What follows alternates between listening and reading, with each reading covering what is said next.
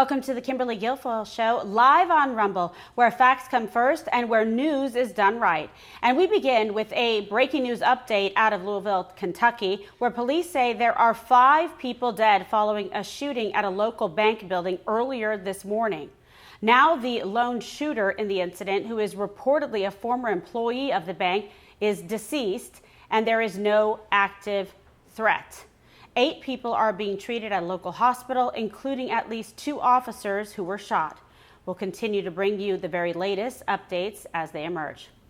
But meanwhile, we have so much to get to today, including Democrats' latest attack on the rule of law and how the country is on the verge of a total and complete constitutional crisis. We'll explain. And we have an all-star lineup of guests to unpack it all. Legal scholar and author of the fabulous new book, Get Trump, Alan Dershowitz, is here today. And later in the show, we have longtime Judge Larry Seidlin, who presided over the famous Anna Nicole Smith trial. You don't want to miss it. And we lead off today with even more evidence of radical far-left lunacy taking aim at the integrity of our justice system. Because a set of dueling court rulings surrounding the legality of the FDA's approval of an abortion bill is setting the stage for yet another abortion-related Supreme Court showdown, and fueling calls from the left to go after Trump-appointed judges. Now, last week, a federal judge in Texas issued a preliminary ruling invalidating the Food and Drug Administration's abortion pill. But just hours later, a judge in Washington issued a ruling in a separate case that stands in direct conflict with the order. So that means it's now all the more likely that the matter heads to the Supreme Court. But the bigger story is the reaction from prominent Democrats who are now suggesting that they just shouldn't have to follow court decisions that they don't like. For example, here's Congresswoman Alexandria Ocasio-Cortez saying the Texas ruling should just be ignored. Take a look. Administration should ignore this ruling. I think that the courts have the legitimacy and they rely on the legitimacy of their rulings. And what they are currently doing is engaged in an unprecedented and dramatic erosion of the legitimacy of the courts. It is the justices themselves, through the deeply partisan and unfounded nature of these rulings, that are undermining their own enforcement. So you're saying the Biden administration should ignore this court, but what does that look like? What does that actually mean? You know, I think the interesting thing when it comes to a ruling is that it relies on enforcement. And it is up to the Biden administration to choose whether or not to enforce the. Of course, the same Democrats lecturing the rest of us on the rule of law and relentlessly attacking Donald Trump are the same ones quick to want to ignore rulings that don't fit with their beliefs. It goes against everything our justice system is supposed to stand for. But of course, it's just the latest example of the left's legal system of convenience, where petty politics take priority over the rule of law. As Manhattan District Attorney Alvin Bragg is still showing no signs of coming clean about his indictment against the 45th president, Donald Trump, and the shaky legal theory behind it all. We've explained it right here on this program, time and time again. We have a state prosecutor stacking one misdemeanor on top of another and trying to create a felony, all while ignoring the reality that Bragg has no jurisdiction to prosecute an alleged federal campaign finance violation. Like I said last week, if it sounds bizarre, that's because it is, folks. And it's sadly all evidence of a weaponized and politicized justice system run amok, where partisan political differences are now grounds to bring bogus charges to try and boost political status. And those who actually stand up for due process and the rule of law are being silenced and even seeing their careers threatened. It's why there's growing concern that this bogus case could even result in a conviction. Because can we really trust a New York City jury to apply the law to the facts without fear of retribution from their peers? We are in dangerous, perilous, and uncharted territory that threatens the entire legitimacy of our Constitution. And we couldn't have a better guest to unpack it all. Joining us now, we have the author of the new book, Get Trump, The Threat to Civil Liberties, Due Process, and Our Constitutional Rule of Law. We welcome to the program legendary Harvard Law professor and legal scholar, Alan Dershowitz. Thank you for being here on the program. Thanks for having me. All right, fantastic. So, Professor, talk about why you wrote this book and what people can expect when they pick it up, how close we are to a total breakdown, actually, of the legal and judicial system in this country. Well, Donald Trump recently called me and thanked me for writing the book, saying I was a very important voice. But he said to me, "You always say you didn't vote for me. I bet you actually did vote for me, but you're just trying to get credibility among your friends on the left." Well, sorry to disappoint you, Mr. President, but I actually put civil liberties and the Constitution ahead of my own personal politics, which are really none of anybody's business. Right. I vote the way I feel like voting on a variety of factors. But my constitutional analysis always remains the same. The worst thing prosecutor can ever do in America is target somebody and then look for the crime to fit the person, which is exactly what the Attorney General, the District Attorney of New York have done. The title of my book, Get Trump, is not original. I took it from the campaign promise of those two law enforcement officials. It ought to be unethical and improper for a prosecutor ever to run on a promise of getting somebody. In this case, it's much worse. So Bragg runs on the promise to get Trump. He wins. But he then looks through the evidence and he says, nah, I can't keep that campaign promise. There's nothing here. So two of his assistants quit. Newspapers all over the city attack him. There's pushback. And he says, well, I guess I'll submit to the pressure. So let's see what we can do. So he makes up a misdemeanor. You know, I think people are wrong when they say that he creates a felony out of a misdemeanor. There is no misdemeanor here. Let me explain what the theory of the misdemeanor is. The theory of the misdemeanor is that any of the thousands of people who have paid hush money since Alexander Hamilton did it to prevent a woman from extorting him.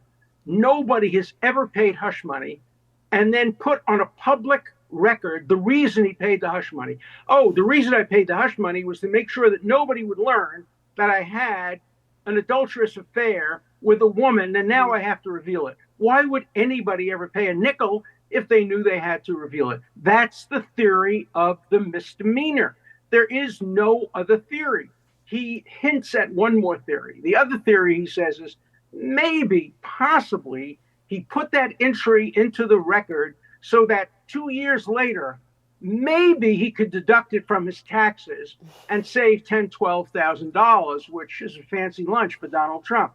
Right. But the idea that he even thought of taxes at the moment that he put that entry in is so bizarre. And it shows how willing they are to stretch the law and stretch the facts to pick the man. And that's what, you know, the head of the KGB said to Stalin. Show me the man and I'll find you the crime. That's the worst thing a prosecutor could ever do. And that's what they've done here. Yeah, that's why it's a great title of your book. I mean, it's succinct, it's to the point, and it's just spot on. So when you look at this case, it seems to rely, like you said, on really the shakiest of legal grounds. But, you know, you see it's a lot of like hyperbole and exaggeration with, oh, there's 34, you know, counts. And then people think, whoa, there's something here because of the voluminous number of counts that have been charged. Well, you know, when I was a kid, 14, 15, I worked in a delicatessen underneath the Williamsburg Bridge. And my boss, who was a little cheap, he would give me a salami and he'd say, Alan, slice it as thin as you can. See if you can get 34 slices out of one salami. That's what the prosecutor did. He took one alleged crime and then he listed as separate crimes, every check, every invoice, every time anybody coughed or sneezed.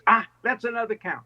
The number of counts mean absolutely nothing. There is the theory of the case. The theory of the case is that he fraudulently made an entry. Let's talk about that for a second. Yes. Okay. So when Stormy Daniels made her demand, it was one of two things. Either she said, I'll make it public unless you pay me, which is the crime of extortion, which should be prosecuted, or her lawyers were smart and they said, no, we're not going to make it public. We're going to sue you and the judge will make it public. And that's the way lawyers get around extortion. But if that's what happened, then the payment was a legal expense, a legitimate legal expense, settling a lawsuit. So Bragg can't have it both ways. Was it an extortionate payment or was it a legal expense? We don't know what the state's theory of this is because this is not an indictment. I've been reading indictments for 60 years. This is a listing of checks and invoices in search of a legal theory which is nowhere to be found, either in the indictment itself or in the statement of facts. He doesn't even tell us what crime he intended to conceal when he put that entry into the corporate records. You know, if a first-year student in legal drafting ever drafted an indictment like that, I would tell him to go to divinity school. Right. Literally. And that's the problem, because everyone kept asking, like, well, wait a second. Even the people over at CNN or wherever, MSNBC, were saying, well, we don't see a lot here. There's not a lot of transparency. Like, what's the underlying crime? You know, why wasn't that put in there? Your opinion on it. And I think it's very problematic for the case as a whole. Because they haven't figured it out yet. They're in search of a federal crime. Now, they're getting a lot of pushback. They're probably now looking for a state crime. But the problem is, under the Supremacy Clause, the state of New York has no jurisdiction to prosecute somebody for campaign violations when he's running for president of the United States. He wasn't running for mayor of New York. So it's very hard to find a state crime. And if you find a federal crime, you have to ask yourself, why didn't the feds go after him? They made a decision not to. And also, the statute is unclear. It has to be a crime. Could it be a French crime? Could it be a crime under Sharia law? Could it be a crime under Jewish law? Could it be, what is it? What does it mean to say it has to be a crime? The obvious meaning is it has to be a state crime under the state law of New York. And he doesn't have any. That's why he's trying Otherwise, he doesn't have jurisdiction. He has no jurisdiction. That's why he tries, in one little phrase in his fact statement, he says, maybe conceivably, hypothetically, it was an attempt to, in a few years from now, defraud the state tax authorities out of what it would be, 8% or 12%, I forget, of $130,000 state taxes, which is chump change to Donald Trump. You think Donald Trump made that payment and put that entry in order to save a few dollars in state taxes? First of all, Donald Trump doesn't pay a lot of taxes. He's a real estate dealer. And real estate dealers obviously have a way of figuring out how to reduce taxes by depreciation in buildings. If you look at the tax returns, New York, based on the laws that are on the books, he takes advantage of the laws on the books. So the idea that he would think about saving a few dollars in taxes instead of sparing his wife, his children, his friends, his business associates, the dishonor of admitting to an alleged, although he denies it to this day. But when somebody makes an accusation, people pay hush money. I have to tell you, I have a friend who's a lawyer in California. She pays hush money every week to prevent false accusations against her clients who are prominent actors and producers. Because if it becomes public, the damage is done, whether there's sufficient basis in truth or not. Sure, that happened to me. I had a false accusation, and people believed it until the woman finally came forward and said, oh, you know, maybe I actually mistook him. Maybe I may have mistaken him for somebody else 22 years ago. Exactly. So, but the damage that was suffered is there. So I wouldn't pay anything, but other people have paid a lot of money to avoid false accusations. Yeah, they call it hush money or nuisance money because it's sort of the price of doing business. You're a target when you're a public figure. People try to scam cash out of you. Other people work hard and have a 401k. But there's people out there that try to make money and threaten people and extort them because you want them to go away. Nobody goes after them. And nobody goes after them. They get away with it. Their lawyers get away with it. It's become a business, and it has to stop. And that's why I'd love to see Bragg or somebody else go after Stormy Daniels. What is she a victim? Right. The worst case scenario is she had consensual sex with a wealthy man and loved it and enjoyed it and bragged about it. And then, like so many other people, came forward and said, maybe I can make some money on this when he became a presidential candidate. Is that a person you want to have sympathy for? No, not really. Let's be honest. You know, she's not working as a school teacher.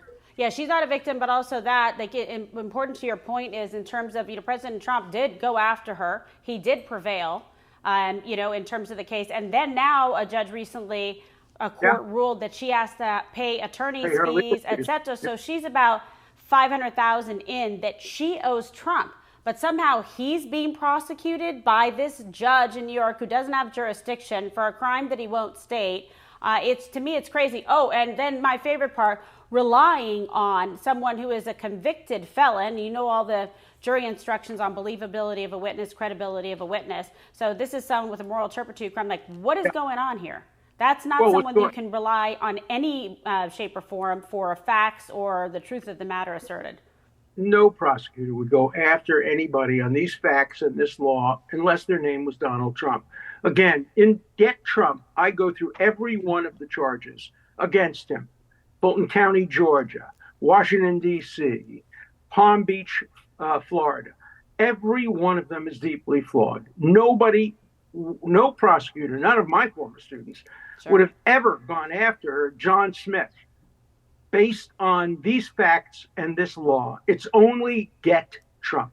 That's the name of the game. That's why it's the name of the book. And tragically, it'll go down in history as one of the saddest moments in American judicial history. You know, the first president, okay, the first former president, that's one thing. First current presidential candidate running against the incumbent from the same party as the DA. And that's who they're prosecuting. As the president of El Salvador said, you're lecturing us about democracy and you're prosecuting the man running against the incumbent president. That's banana republic type stuff. Stop lecturing us about democracy. Look in the mirror and see what you're doing, which is why everybody has an interest in this, not just the district people who live in Manhattan. Everybody, because this endangers the integrity of the United States. And, you know, I believe in human rights and I believe in electoral integrity. And I don't want to see the credibility of the United States destroyed by a local DA who's keeping his promise to the voters of Manhattan. And I don't want to see a jury consisting of people who voted for Bragg and who want to help him keep his campaign promise. This case ought to be moved to Staten Island or to Rockland County or somewhere. And these where politically, activated, district attorneys across the country, about 75 of them, George Soros backed, et cetera. I mean, it's a very tangled web they're weaving here. But imagine if somebody did this to Barack Obama. If he was running for re-election and they tried to bring this sham case against him, I'd be outraged because it's un-American and it flies in the face of the legal system. Yes. So I wrote a book some years ago called The Case Against Impeaching Trump. The original title of that book was The Case Against Impeaching Hillary Clinton. She was running. It looked like she would win. Republicans were saying they would impeach her. I went to my publisher. I said, could I write a book called The Case Against Impeaching Hillary Clinton? We actually came up with a cover for it. The Case Against Impeaching. Well, something happened on the way to the forum and Trump won the election. And so I didn't change the book. It was the same legal research. I would have made the same arguments had the effort been made to impeach Hillary Clinton on the day she got into office. I am nonpartisan, and I want to see the rule of law upheld no matter who it is. And I'm worried that what Democrats are doing to a Republican today, Republicans can do to a Democrat tomorrow.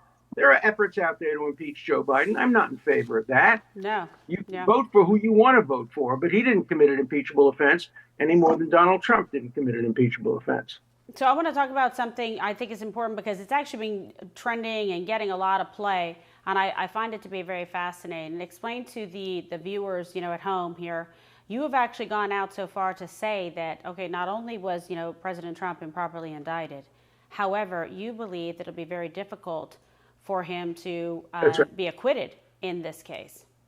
I do. I think that every juror and every judge will look at themselves in the mirror and say, do we want to have happen to us what happened to Alan Dershowitz? Alan Dershowitz was very popular in Martha's Vineyard. He used to perform weddings and make all the speeches. Now nobody will talk to him. Caroline Kennedy was seated next to him at a dinner party and said, if I knew you were invited, I wouldn't have come.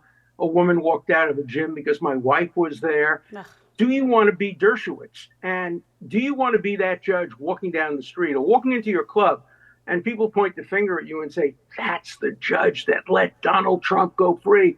That's the juror that made Donald Trump the president of the United States. Mm-hmm. Nobody wants that. Judges are just human beings with robes.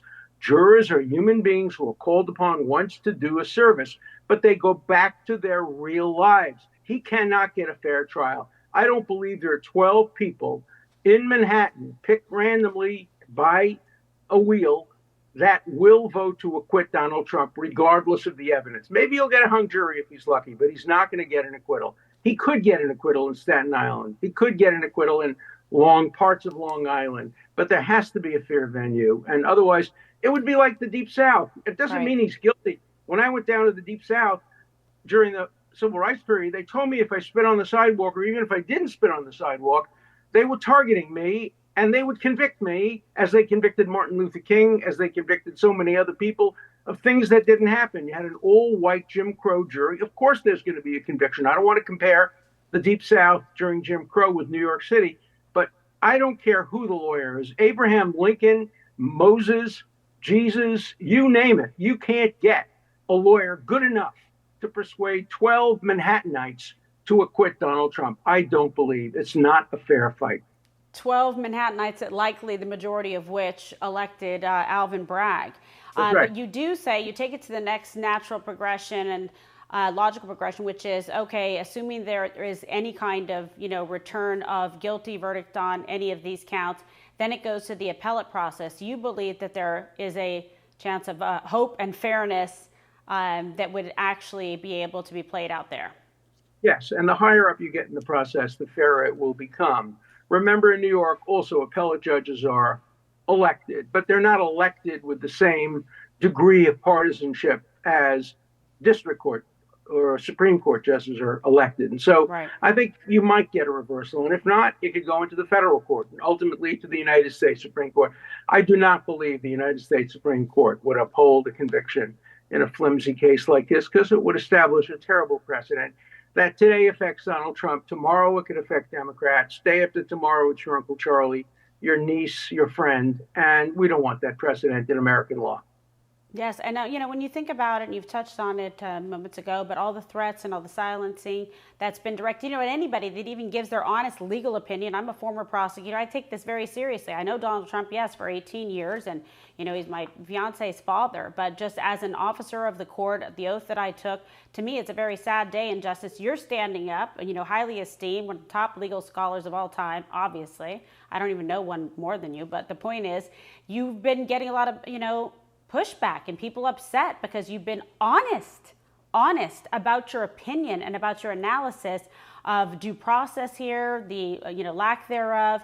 How do you react to it all, and what do you say at the end of the day to yourself? Alan Dershowitz, how do you stand tall to be able to talk about it, in fact even write a book about it, get Trump to tell what you actually really believe?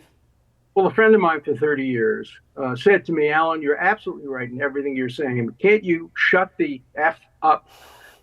It's ruining your life. Well, because you're a powerful voice. Yeah. He said, you used to be the king of Martha's Vineyard. You were the king. Everybody looked to you. Now, nobody wants to even talk to you. Why did you have to get involved? Can't you keep your ideas to yourself? And I said, no, I've been doing this for 60 years based on principle. I defended communists. I defended Nazis marching through Skokie.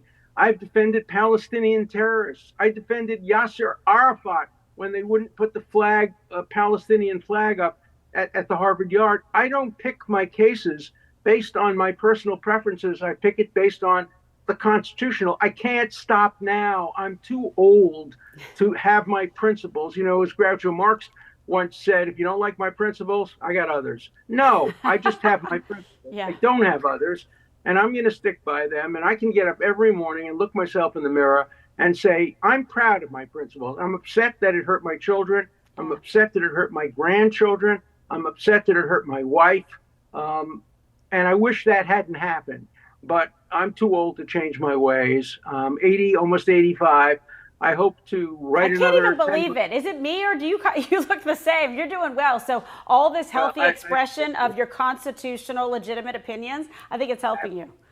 I appreciate it. No, look, there's no question that it keeps me going. My wife says that if the world ever got fair and I didn't have to be part of it, she don't know what I would do with myself. But I don't think that's going to happen. The world remains an unfair place, and I'm glad to lend my voice to it. I'm glad to have written my 52nd book. I can't even believe that. Yeah, you must not sleep. And I hope that people read it to send a message to Bragg, because, he's not getting any pushback in New York City. But if he knows that my book became a bestseller, he says to himself, there's accountability. Somewhere people Absolutely. are watching. There's And checks that's and why I balances in the get Trump. system, Yeah. starting with your book, Professor Dershowitz. So if Thank people you. want to get this, which they should and they must, where is your preferred place for them to go and get it? Well, that's a story too. I bet. Bookstores. I know, right, how this goes. Independent bookstores are not selling Get Trump because they don't want to be perceived as being part of this attempt to help Trump. So you can't go to a small independent bookstore. You got to get it on Amazon or Barnes and Noble. But last weekend it was #1 on Amazon, adult nonfiction. Obviously, it varies with time. When I'm on a show like yours, people buy more copies, so I appreciate that. But the place to get it is probably Amazon or Barnes and Noble, and they'll ship it to you in a couple of days. And I would really appreciate if you read it. And if you want me to sign it, just send it to my law school office, and I'll send it back to you signed. So I appreciate your willingness to give me a platform. Absolutely. We'll tweet it out, get it out there, so with a link so that people can get it. And we just appreciate your courage. I do, as a former prosecutor, been a long time. Honestly, just like a devotee to Dershowitz. Just really enjoy your thoughts and your comments and your analysis, and most especially your courage. You're a great example to all Americans about what it means to have a voice in this country, express your opinions, your viewpoints, your belief. Do it with courage and candor and with honesty, and that's what you have done, my great friend. Great to have you on the program, and all the best to your wife and your kids and grandkids. Thank you so much. You too. Thank you. Be well. All right, you as well. And we have much more ahead. I'm so excited because we're going to be here with my friend, Judge Larry Seidlin, and it's going to be absolutely incredible. You don't want to miss a moment. But to Professor Dershowitz's point, we're able to do this program and have people on that I choose that I think are interesting and of value for you, the viewers and the listeners, because we have great sponsors. And I want to thank one of them who made this show possible. Patriot Mobile is America's only Christian conservative wireless provider. And with Patriot Mobile, you put America first with every call. And while getting the same nationwide coverage as many carriers, not only does Patriot Mobile provide you dependable wireless service at an affordable price, they also share your values and they actually support you. So vote with your dollars and vote to support Patriot Mobile. So for free activation, go to patriotmobile.com/Kimberly. All right? Again, for free activation, no charge. That's patriotmobile.com/Kimberly. And now we continue with our coverage of the indictment against Donald Trump and the multi-front legal effort to meddle in our elections and try to stop the 45th president from running again. We are very excited to welcome a superstar to the program and a new guest. So we hope, we're being real nice to him here, so he'll continue to come back. You may remember him back in 2007 when he was the presiding judge during the high-profile Anna Nicole Smith trial. Here's a little flashback from that trial. Take a look. Please be seated and no talking, please. All cell phones off.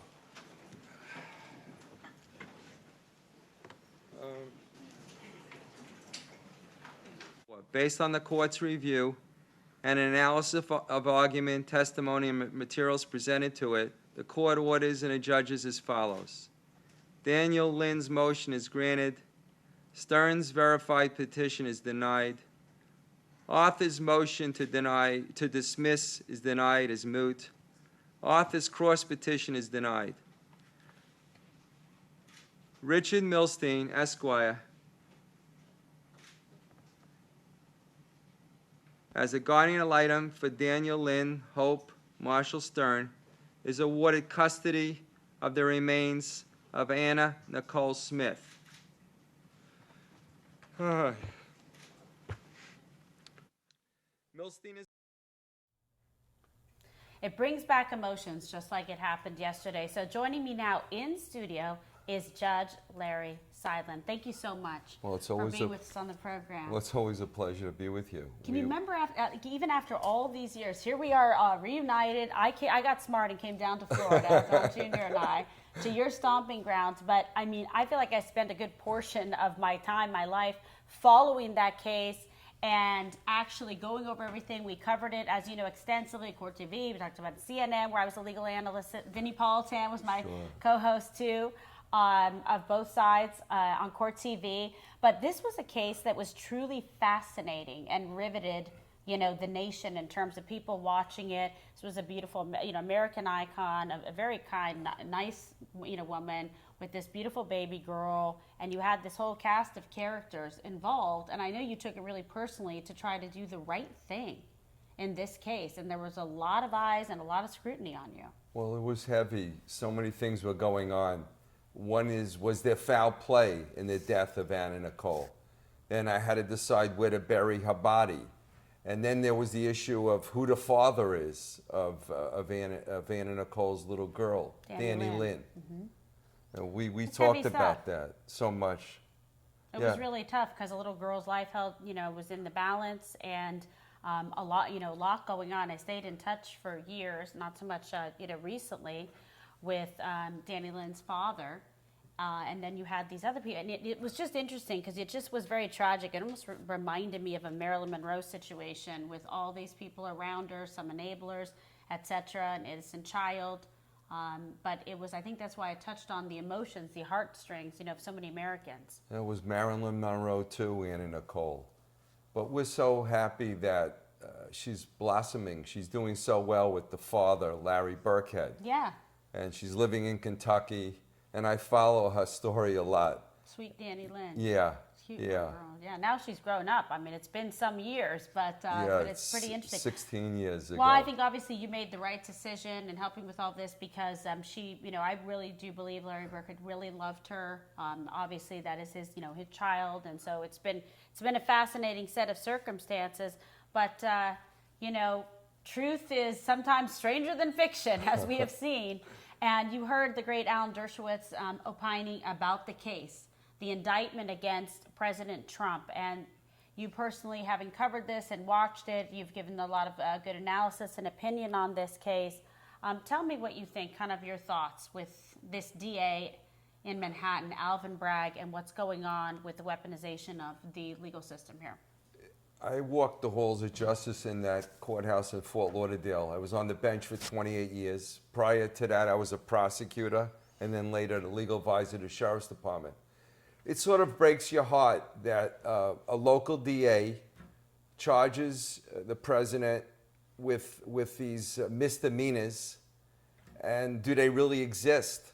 He charges them with crimes that really are a bookkeeping error. If he had your last name, Trump, or my last name, it would be a civil fine at most.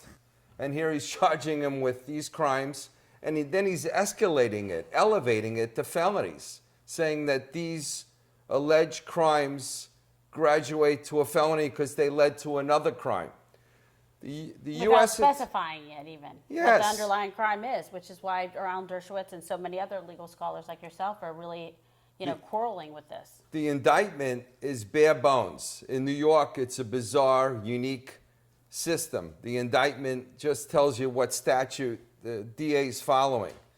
And then he follows up with a bill of particulars, a bill of facts that allegedly puts meat on the bone. I'm still hungry. I'm still hungry.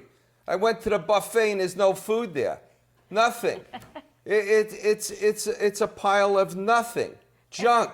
It's not even a nothing burger. It's Right. nothing of nothing. Yeah, it's not even a turkey burger. You go, you want that red burger, and you wind up eating the turkey burger. I got nothing. I got a roll with nothing in it. And the DA runs for DA, this Bragg, who happened to go to the same law school as our prior guest. Dershowitz, yeah. Yeah. And he parades himself, runs for office saying, I'm going to get Trump. How do you run for office saying you're going to get anybody? He's supposed to really be ultimately nonpartisan. I ran for judge under a nonpartisan ballot. Now, the community knew I was a Democrat, but I ran as a nonpartisan. 10 years later, a Republican governor appoints me to the highest trial court, to the circuit court. This guy's running, Bragg, saying he's going to get Trump. How do you do that? How do you even get appointed when you say you have a specific, mission focus to be biased against somebody? We saw it with the Attorney General, with Letitia James. We're seeing it with Manhattan District Attorney. It's out of control. We have two systems of justice, one for black folks, one for white folks, and now we have a third system, one for Trump. He's got a target on his back. He's got a target. It's not just the Democrats. Democrats are also pissed off on this. It's the extreme of the Democratic Party that went after him. It's not the Democrats per se, or the Republicans obviously engage and they embrace Trump. But it's not the solid centrist Democrats that would go forward with this case. It's an extreme element. And it's very disappointing. It takes away from the people in America a feeling that they can believe in the justice system. It's very scary. It is. It's a witch hunt, and it's sad because imagine, I mean, he is, former president. This is unprecedented. He is seeking, as it had already announced, to run for re-election, 2024. He's running against the Democrat who's an incumbent, with Joe Biden. And now you have weaponized Democrat, based, led, funded DAs going after President Trump. Then they talk about, should there be a gag order? So a guy who's running for the highest office in the country won't be able to talk about the fact that they're coming after him in a witch hunt. We're looking like a banana republic. Where are the bananas? Where are the bananas? How do you do this? There's nothing here. But Trump, whether you like him or not, has the eye of a tiger. He's got steel testicles, this guy. He goes in the morning in front of a judge in the morning to be arraigned. That same day, he goes on national TV to discuss his state of affairs. Any other person charged with a crime in America would be lying in bed taking a Prozac. This guy goes on TV. He has the strength, the fortitude to go on TV and discuss what's going on. He's blooming. He's engaged. This is the guy you want in a foxhole with you, Trump. Sure. This is the guy that you want when the bullets are flying. I served as administrative judge as 6 chief judges. Why did they appoint me? Because they knew the other rats are running off the ship in that courthouse. I was always there when it hit the fan. When the S hit the fan, I was there. I was loyal, devoted, and I watched everyone's back. This guy, Trump, you have to admire his strength. He gets charged in the morning with all these alleged misdemeanors, which they elevate to felonies, and he's giving a speech on TV. He's smiling. They said, well, he wasn't happy in the morning. Why should you be happy? What are you going to be happy when you're charged with these charges? And he has to spend all his time and energy on it? That's true. Who's going to be happy? No one. What are we at, a circus that he should be happy? It's really true. And you saw the commentary. This would also got me. You saw Rachel Maddow on MSNBC, DNC, going, we don't cover this here because he's going to give some kind of propaganda in his speech, and we don't cover lies and this, that. She's omniscient, apparently. She knows exactly what the president's going to say without even watching it, but yet all the other networks, they were just covering the car. There goes the president's motorcade. It's going down the street. It's going down the street. And then they wouldn't cover the actual content of his remarks, which to me is unbelievable. I find it unbelievable that the DA in Manhattan goes in front of the camera to discuss the case. He's supposed to be mute. Right. He's supposed to try the case. He's not there to do a PR job. He's supposed to get a conviction. He filed the charges, get a conviction. Let the conviction speak. He's not supposed to be talking. He's talking about the case. And he's pre-trying it, essentially, and he's sitting there making these comments to the prospective jury pool, which is damaging in and of itself. Now, Dershowitz, who you heard on the program earlier, was saying, how can Trump get a fair trial in Alvin Bragg's Manhattan, courtroom? Basically, he's saying you've got to do a change of venue in this case to make sure that there is some semblance of propriety and fairness and equality under the law. And the issue is Trump, that he gave dough to this woman. Mm-hmm. It's called a nuisance lawsuit. If you're rich or you're powerful, you want to get rid of lawsuits. You want to get rid of them even if they had very little merit. I practice law now. I have wealthy clients, powerful clients, people that are in the music industry. They don't want a lawsuit. It wears them out. It Especially drains with you. the public, because what they do is it's like clickbait on one headline, and then everyone assumes it's true. Even if you get a correction, it's like 7 days later, down at the bottom, one line of a totally unrelated article. It's nonsense. In America, unfortunately, at this point in time, you're guilty. You're guilty. You're supposed to be presumed innocent. But if you're famous or you got dough, you're guilty, and you have to prove your innocence. Trump's running for president during that period of time. Is he going to have a trial while he's running for president? No. If I'm his lawyer, I say, look, it's going to cost us a fortune in a civil lawsuit with this Daniels. Let's settle it. Let's settle it. Your name is so big. Your hotels are named Trump. Your golf courses are named Trump. So true. Isn't that business? Isn't he protecting his business when he paid with his business the money? He's protecting his name. His name is big. And keep in mind, this wasn't something that was trying to be covered up. It was paid for from his trust. It's a public record filing, etc., and a payment to his attorney who's representing on a variety of matters at the time. So there was nothing hidden. There was nothing duplicitous about it. It was actually open and transparent. Does that sound like anything you're trying to do that's nefarious, to hide it, or any kind of violation of any kind of election law? Nothing was paid from a campaign. Nothing was kept quiet or hidden. It was actually put out there. And also not for him to get like a 10K tax write-off.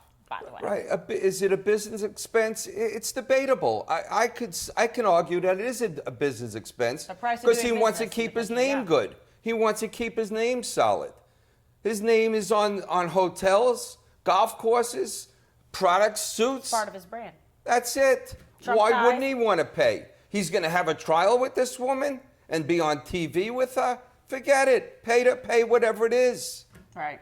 That's the problem. And then, as we pointed out earlier, she actually owes him money, about $500,000. She lost the case, and then she has to pay the legal fees, etc. So this, of course, happens. Years later, this comes to the wash. But I think that the point is they're trying to make the damage and the case against Trump now get Trump because of the 2024 election. So now the judge has kicked the case till December. Essentially, there may be one appearance, and it costs $250 million to be able to secure the president, make him go there for a sham thing that they're putting off so it has legs going into 2024.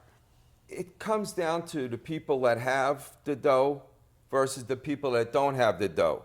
Sometimes it boils down to that. That's why actors, actresses, they want to be in Montana on their farm away from anybody coming after them. Right.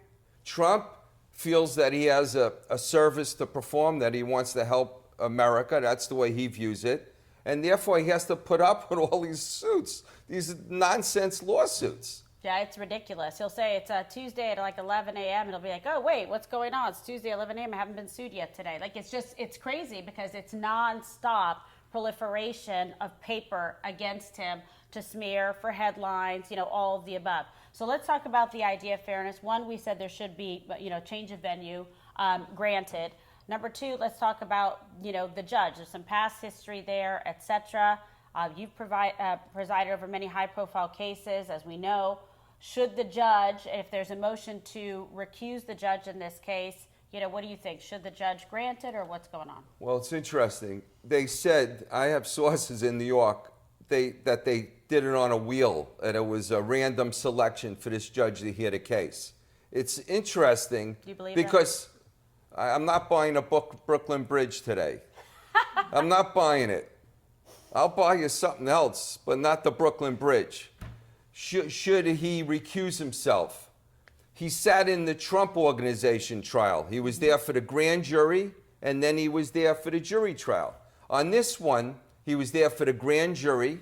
And grand jury does what the prosecutor wants. Right. If you can't be living in a dream world. The grand jury is directed by the prosecutor where they're going to go.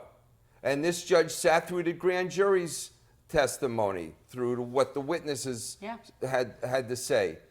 And he has some conflicts, and he has to decide, this judge, whether or not he should recuse himself. I don't think he's leaning in that direction because he would have done it already.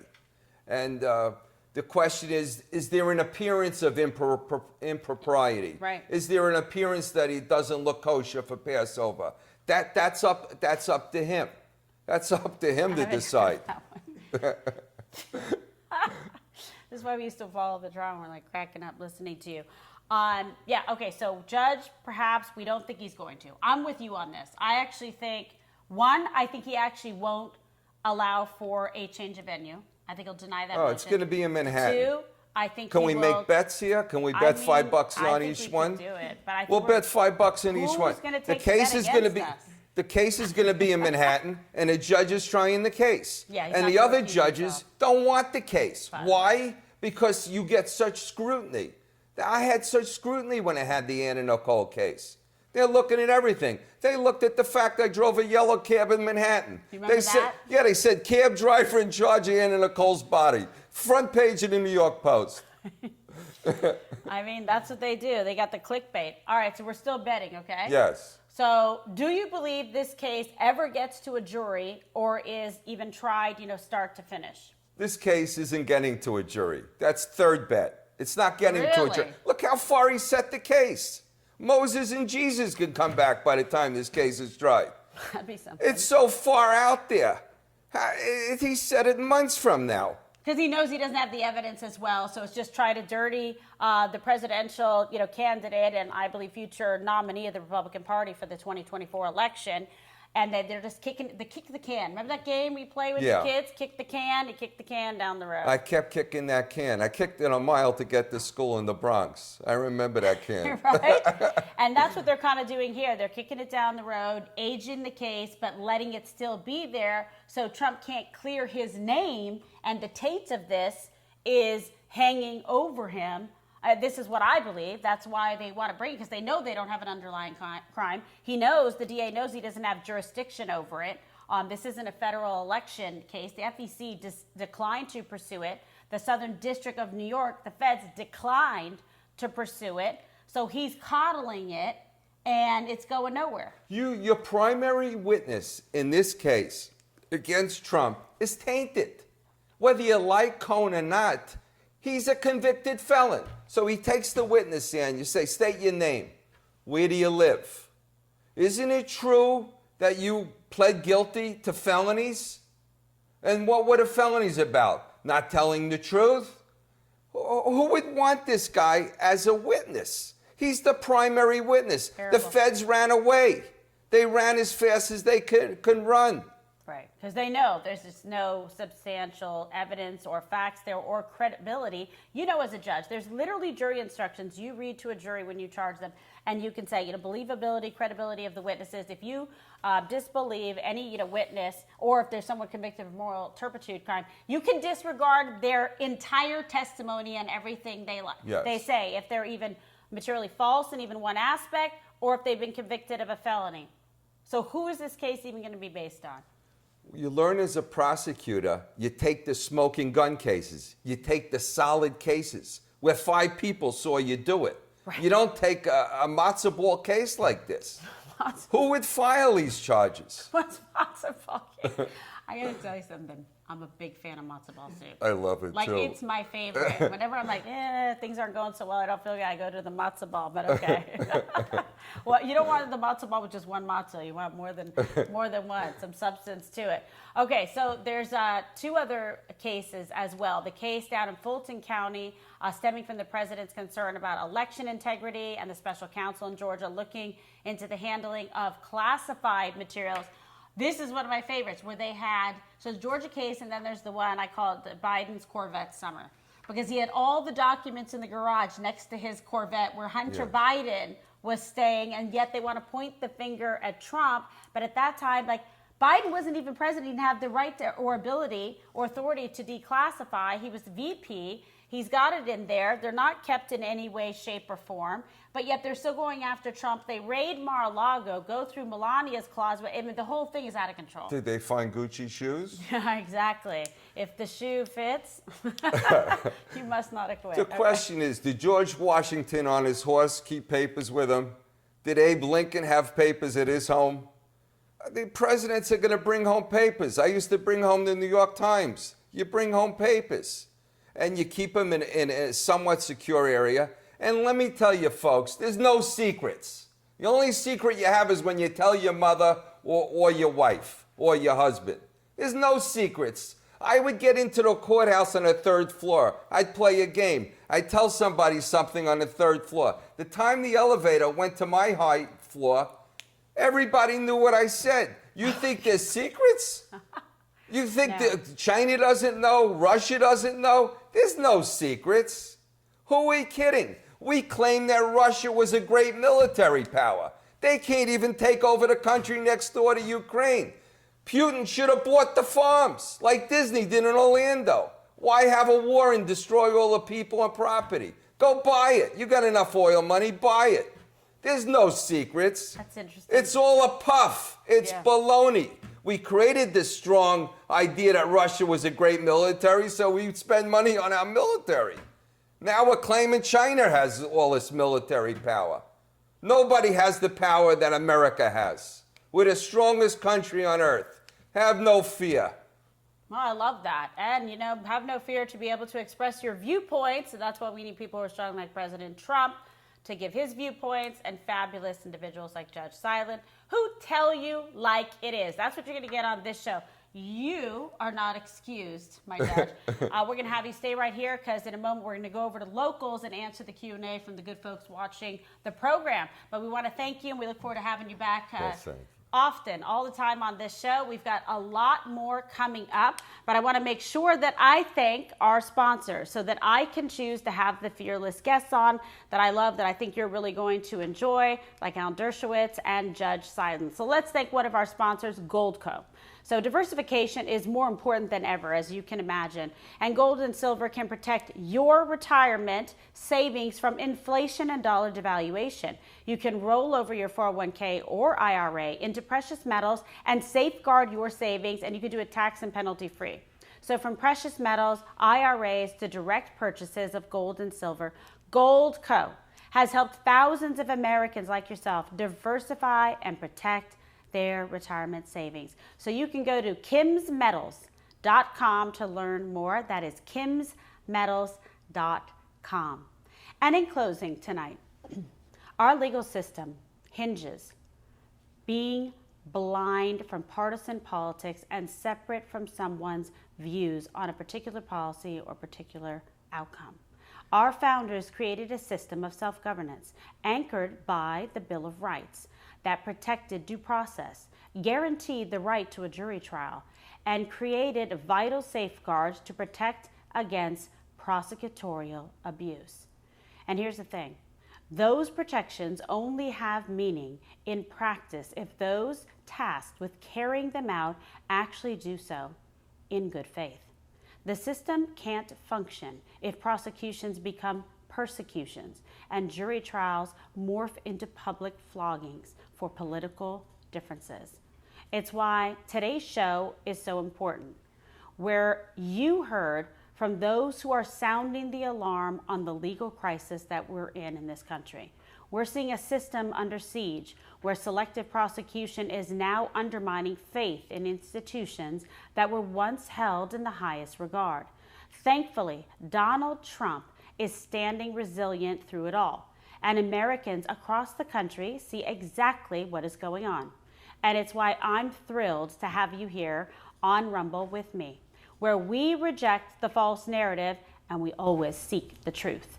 And in the meantime, be sure to follow me at Kimberly Guilfoyle here on Rumble and turn on notifications so you never miss an episode. And also be sure to follow me across all platforms. There it is, folks. Twitter, Truth Social, Facebook, and Instagram.